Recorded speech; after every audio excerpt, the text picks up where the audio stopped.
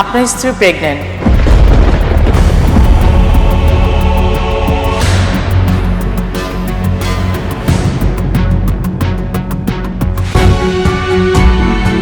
একটা চুলা গেছে কবরে, 2 দিন পরে না নাতকুর হইব।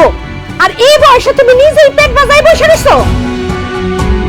আমি বাইসা থাকতে দুনিয়ার এমন কারো কোনো শক্তি নাই যে আমার মায়ের গর্ভের সন্তান নষ্ট করব।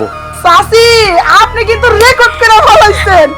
আমাগো আশেপাশে 2-10 গ্রামে এইরকম ঘটনা কোনোদিন ঘটেই নাই। হ্যাঁ, চাচি এই বয়সে আবার প্রেগনেন্ট হয়েছে, তাও আবার তার ছেলের বউর আগে। চাচি তো আজকে আমাকে বিরিয়ানি রান্না করে খাইবো, তাই না চাচি?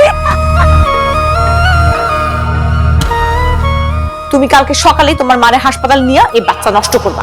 আমার মা তার পেটের সন্তান নষ্ট করবে না। এখন তুমি যে সিদ্ধান্ত নিতে চাও নিতে পারো। এই মুহূর্তে মার বিশ্রাম দরকার, তুমি মারে বিশ্রাম না দিয়া তারে কাজে পাঠায় নিজে বিশ্রাম নিতেছ। আমার শাশুড়ির বাচ্চা হইব আর তার সেবা যত্ন করব আমি, জীবনেও না।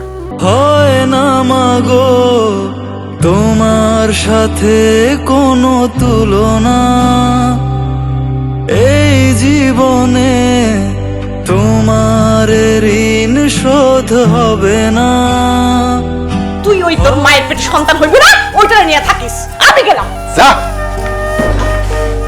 আমি ওই বাসা থেকে চলে যাইতাছি। আমি আর কোনোদিন এই বাড়িতে আসব না। মায়ের যদি এই সন্তান জন্ম দেয় তাহলে গ্রামের সব লোকজন আমাদের মুখে থুথু দিব। আমি ওই লজ্জা নিতে পারবো না। এই বাড়ি ছেড়ে আমি এক্ষুনি চলে যাবো।